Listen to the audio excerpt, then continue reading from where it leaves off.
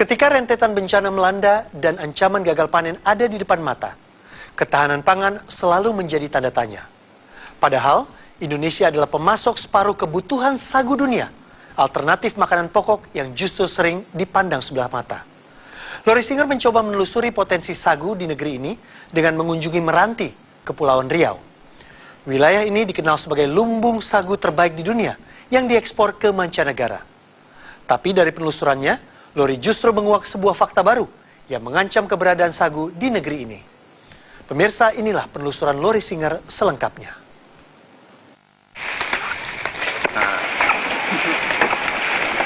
Ini anak SMA ini nggak tahu deh nih. Ini yang bisa dimakan ini. Inilah perjalanan saya untuk bertemu sagu. Makanan asal pohon rumbia yang sering dipandang sebelah mata oleh penduduk negeri ini. Nah, oke.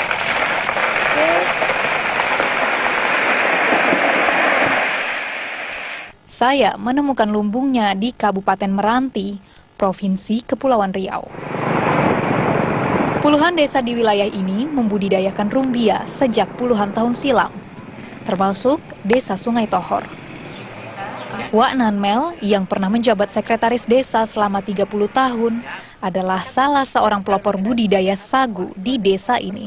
Sebelum tahun 1980, masyarakat kami ini karena mengisikan perut, istilah orang kami sini katakan, beladang ke daerah Pulau Panjalai sana jauh. Itu kalau pakai pompong itu 3 jam 4 jam baru sampai.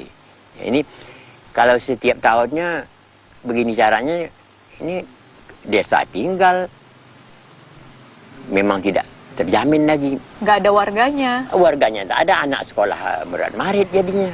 Saya bawa warga, semuanya ikut cara persawahan lah. Tapi hasil tidak memuaskan. Jadi tak seimbang biaya yang keluar dengan pendapatan. Terpikirlah oleh kami, saya bawa masyarakat kami dia mengolah tanahnya yang ada masing-masing. Sagu? Iya, kebun sagu. Bagaimana efeknya bagi masyarakat sekitar? Alhamdulillah, dengan adanya masyarakat dulunya pergi ke Malaysia, ada yang kerja kayu bakau. Tapi dengan ada kegiatan ini sangat membantu sekali masyarakat. Jadi warga cenderung tidak keluar, tetap tinggal di sini. Adapun kalau ada sebagian kecil aja yang pergi keluar daerah.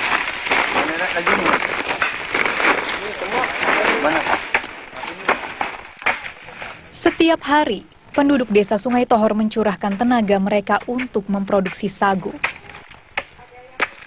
Seperti yang dijelaskan warga setempat, Abdul Manan, kepada saya. Pertama, masyarakat itu pagi-pagi kan, kadang-kadang ada jam 6, ada jam 7.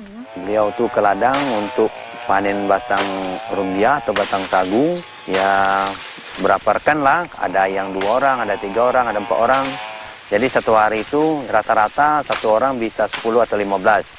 Jadi awalnya ya mereka ini ya bagian nebang lain, bagian mengolek tualnya lain. Sampailah ke sungai.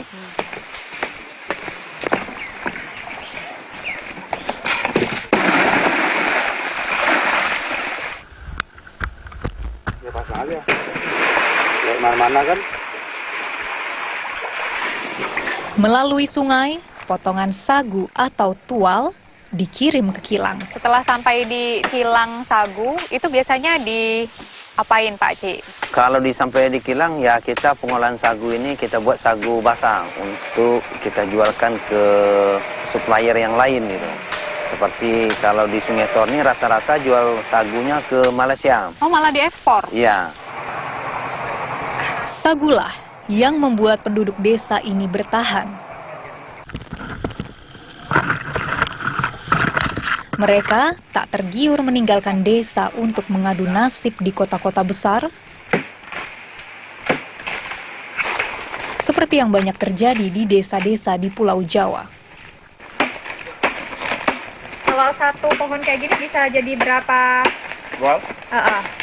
Berapa tual, Bang? 6, 7. 6, 7. Sehari Abang bisa dapat berapa tual potong kayak gini? Tak tentu, kadang dapat 50 lebih, 60. Kalau satu tual dihargain berapa, Bang? 2.000. 2.000. Berarti bisa sampai 100.000 per hari ya Bang ya? Nah, itulah. Rata-rata di sini anak sekolah itu sampai kelas berapa Bang? Kadang ada yang mampu, ya. Yang tak mampu, kan aja dah. Berarti anak disekolahin sampai SMA dari Sagu semua dong Bang? Oh, dari Sagu. Kalian ada yang pernah ngebantuin Bapak kerja di kebun atau di kilang sagu nggak? Pernah kerja sendiri juga ada. Pulang sekolah cari penghasilan sendiri lah. Untuk bayar uang sekolah. Oh, Untuk jajan. untuk jajan juga. Jajan pribadi. Kalau saya tukang angkut juga. Jadi kalau misal di tengah-tengah kampung ini kan, saya tukang bawa gerobaknya ngangkut ke sungai, nanti baru diangkut baru ke pabrik tadi. Perjuangan menjadikan wilayah ini sebagai lumbung sagu memang tak semudah membalik telapak tangan. Tapi mempertahankannya ternyata lebih sulit lagi. Kami ini mengharap juga dengan pemerintah. Hutan daerah kami ini kan dulu kan akan diambil oleh PT Perusahaan ya. lumbung. Ini kami pertahankan betul. Kalau dapat jangan. Kalau hutan kami di daerah itu diambil oleh PT, sagu-sagu kami habis. Kenapa Pak bisa begitu? Tanam sagu dia memerlukan air. Kalau air hutan itu tak ada air, mana tidak diambil. Hutan ini sebagai pelindung kami, sebagai pelindung kebun-kebun kami yang di bawah. Makanya kami percaya, bukan kami itu mau hutan untuk kami, tidak. Supaya hutan itu berlestari begitu. Kalau kami nebang pun sekali kebutuhan kami masyarakat, pentingnya 1 batang 2 batang. Nebang bikin papan, bikin rumah, itu aja. Tapi orang ini kalau kilang ini PT itu masuk, habis semuanya.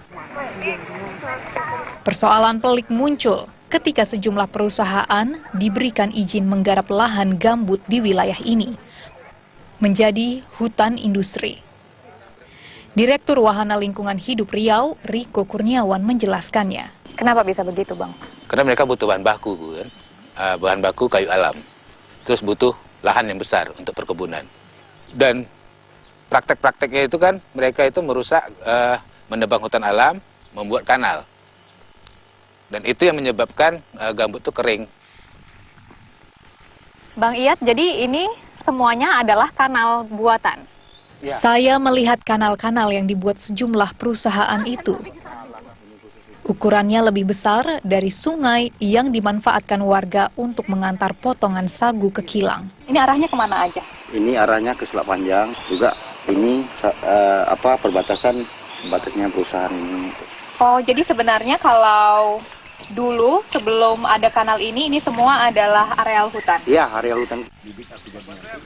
Keberadaan kanal-kanal ini ternyata hanya bermanfaat bagi lahan yang berada di sekitarnya dan kepentingan perusahaan yang membuatnya. Tapi tidak untuk lahan gambut. Gambut ini sebenarnya seperti apa sih? Di mana letak sisi kritisnya? Kalau kita ibaratkan semacam spoon ya. Spoon itu dikala hujan, mereka itu menyerap air. Di saat kemarau mereka melepaskan air secara alami. Sehingga kita melihat gambut jika dirusak itu akan mudah kering. Saya melihat kerusakan itu dengan kasat mata. Tanaman rumbia yang tumbuh di tepi kanal tak ubahnya seperti pohon salak. Hanya beberapa yang mencapai tinggi hingga 7 meter. Padahal biasanya tanaman rumbia yang baik bisa mencapai tinggi 10 hingga 15 meter. Perlu ditertibkan perusahaan-perusahaan yang memang mengelola gambut yang tidak mengikuti kaidah-kaidah cara mengelola gambut yang baik. Ya saya pikir perusahaan itu manakala ingin membuka suatu usaha harus satu paket dengan kesepakatan-kesepakatan itu. Bahwa sagu tidak terganggu. Karena sagu memang ekosistemnya dia harus tergenang. Manakala dia kering maka dia tidak bisa tumbuh dengan baik. Direktur Pusat Penelitian dan Pengembangan Perkebunan di Departemen Pertanian, Muhammad Syakir, menjelaskan apa yang akan terjadi jika pengrusakan lumbung sagu seperti di Meranti dibiarkan. Indonesia tak akan lagi menjadi pemasok sagu terbesar dunia, jenis pangan yang sebenarnya punya sejuta potensi. Dengan kesibukan sekarang ini semakin maju kesibukan sehingga mereka menciptakan namanya sagu instan. Jadi sagu instan ini sangat praktis, bisa dibawa kapan saja, mau digunakan di mana saja, tinggal air panas dia jadi Bapeda. Kayak mie instan gitu ya Pak, tapi dalam versi lain. Ya, ini kan praktis. Juga kita punya mie juga, mie sagu yang diproduk. Ada mie kering, ada juga mie basah. Ya, ini kan spaghetti. Sehingga kalau ini dikelola dengan baik, selama ini kan mie itu berbasis dengan terigu. Itu kan sebagian besar, kalau kita berkata seperti itu, impor. Oleh karena itu, dengan dijadikannya sagu sebagai mie, spaghetti akan mengurangi secara drastis impor itu. Di sagu dibanding dengan terigu, dibanding dengan beras, jauh lebih rendah, hanya di bawah 50, termasuk ekonomis, dikelola secara praktis, juga sehat. Sagu juga bisa menjadi sumber kesejahteraan penduduk di sejumlah wilayah yang tak subur. Apalagi permintaan dunia akan sagu Indonesia terus meningkat. Sagu itu memiliki spektrum ekosistem yang tumbuh dengan baik pada lahan-lahan yang marginal, lahan rawa, di mana tanaman ekonomi lain tidak bisa tumbuh dengan baik. Dia bisa tumbuh dengan baik di situ. Sehingga dia juga relatif tahan terhadap cekaman lingkungan. Lahan-lahan kita yang tidak bermanfaatkan dengan baik. Jadi sangat terbuka untuk dikembangkan ke depan sagu di Indonesia. Fakta yang saya temukan di Meranti seolah menggambarkan banyaknya pihak yang tak menyadari potensi sagu. Padahal, ketika lumbung rusak, bukan hanya produksi sagu yang bisa merosot. Tapi ada bahaya lain yang bisa mengancam kehidupan di pulau ini. Kalau tanda-tanda daerah sini yang mulai menurun, tanah gambut, yaitu akar pohon itu mulai nampak gitu. Biasanya akar itu di bawah, sekarang akarnya udah di atas. Akibat inilah tanah gambut ini bisa menurun. Tanda-tanda itu bukan isapan jempol. Radius 2 km dari pantai, saya melihat pemandangan tak lazim ini. Wah, iya Pak Cik. Pohon apa Pak Cik? Ini pohon mangga. Pohon mangga inilah bukti bahwasanya tanah gambut ini turun lebih kurang 60 cm. Gambut, tanah gambut ini, tanah gambut ini. Ini bukan cuma pohon mangga ini aja ya yang akarnya sampai keluar kelapa, di... Biasanya ya akarnya di dalam, kok ini di luar, ini buktinya.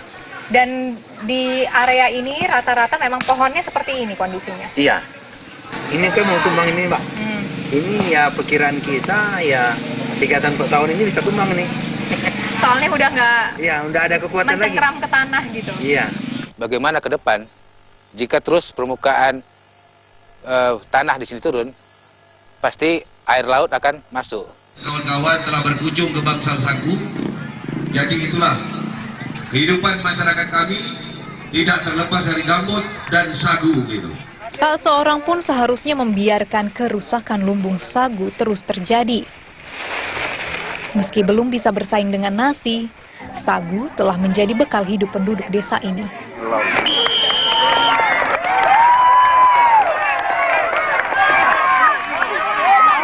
Membiarkannya rusak, ibarat memupus harapan mereka di masa depan. Sehingga saya mengharapkan nanti dari sagu ini bisa seperti macam makanan yang siap saji Indomie misalnya. Tapi sagu, kan gitu. Kalau kalian rencananya mau melanjutkan kerja di ladang atau... Satu langkah dari orang tua, lebih tinggi derajatnya lagi. Masih bidang sagu juga atau enggak? Ayahnya buruh, tidak punya produksi sendiri. Kalau untuk pekerja sagu kita harus punya pabrik sagu gitu.